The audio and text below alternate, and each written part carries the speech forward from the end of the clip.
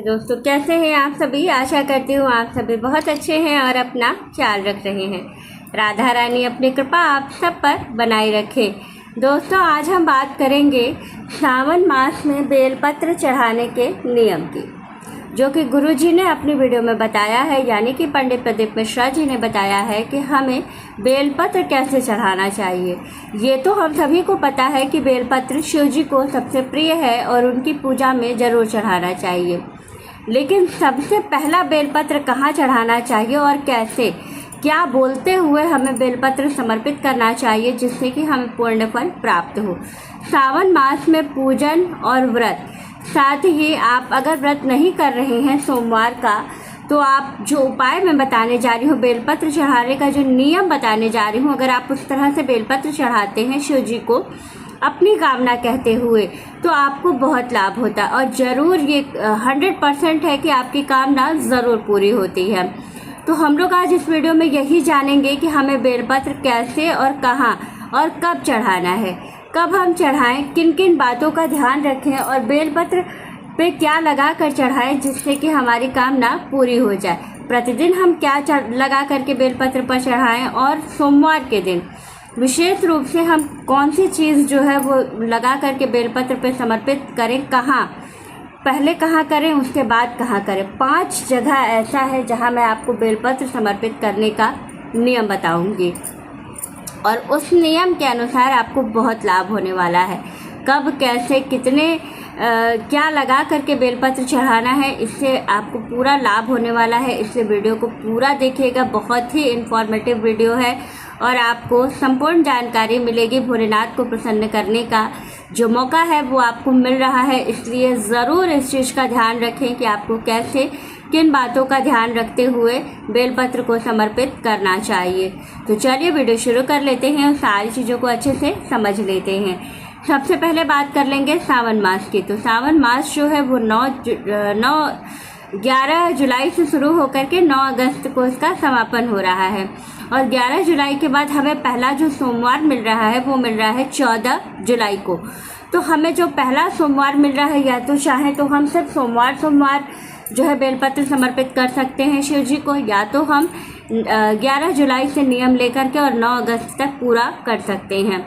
तो हम लोग यही जानेंगे कि क्या करना है। सबसे पहले तो देखिए, जब हम शिव जी की आराधना करते हैं, तो जब हम जल चढ़ाने जाएं और जब हम विशेष रूप से पूजन करने जाएं, तो हम सबसे पहले क्या करें कि शिव जी पे जो जल चढ़ाना है, पहले हम जल समर्पित करते हैं, क्योंकि पहले शुद्ध जल समर्पित करने के बाद ही अभिषेक भी शुरू किया जाता है।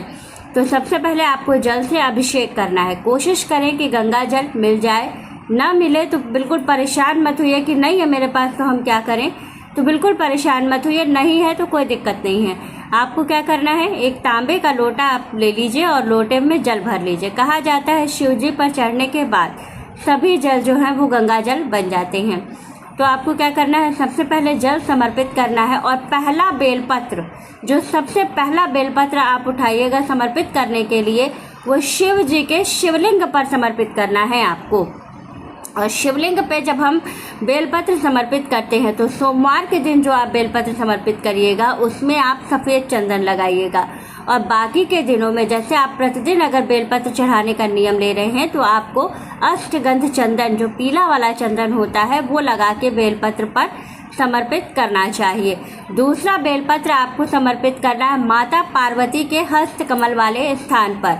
आपको क्या करना है, जो आप अगर सोमवार के दिन बेलपत्र समर्पित कर रहे हैं, तो बेलपत्र पर महिलाएं सिंदूर लगा करके माता पार्वती के हस्त कमल पर समर्पित करेंगी और जो पुरुष लोग, जो भैया लोग समर्पित कर रहे हैं, वो लाल कुमकुम लगा करके बेलपत्र जो है माता पार्वती के स्थान पे समर्पित करेंगे।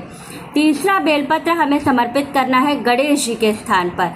जो शिवलिंग में जो गणपति जी का स्थान होता है, वहाँ पर हमें बेलपत्र समर्पित करना है।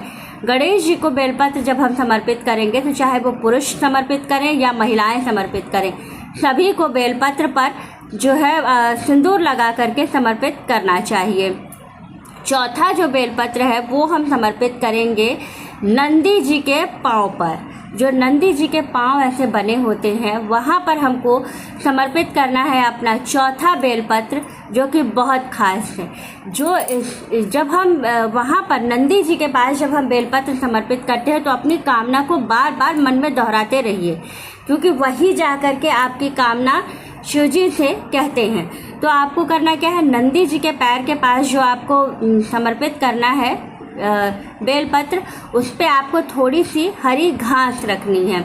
हरी घास रख करके और नंदी जी के जो पैर ऐसे बने होते हैं, उसी पैर के पास आपको बेलपत्र को समर्पित करना है। अब बचा आपका पांचवा बेलपत्र। पांचवा बेलपत्र जो है वो अशोक सुंदरी वाले स्थान पर क्या लगा के समर्पित करेंगे, तो वह जो अशोक सुंदरी के स्थान पे आपको समर्पित करना है, उसमें आपको अबीर लगानी है। कौन से कलर की अबीर, गुलाबी या लाल अबीर, दोनों में से जो अबीर आपको मिल जाए वो अबीर आप थोड़ा सा लेकर के रख लीजिए।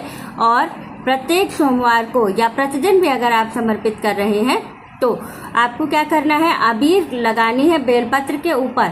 जो 3 पत्तियां हैं, तीनों बेलपत्र की पत्तियां पर आपको अबीर लगानी है और फिर वो अशोक सुंदरी वाले स्थान पे आपको समर्पित कर देना है।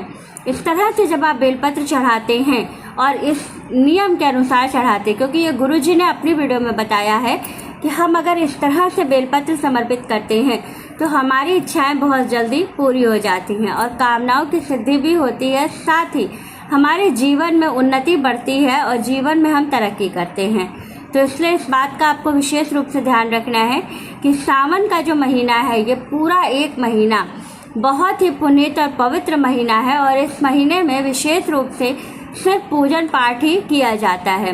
कहा जाता है कि जो आषाढ़ का महीना जब समाप्त होता है, वैसे ही सारे शुभ कार्य बंद हो जाते हैं। यानी कि जो 6 जुलाई को आपकी देवशयनी एकादशी पड़ेगी, इस दिन से सारे जो शुभ कार्य है वो बंद हो जाते हैं और चातुर्य मास का प्रारंभ हो जाता है।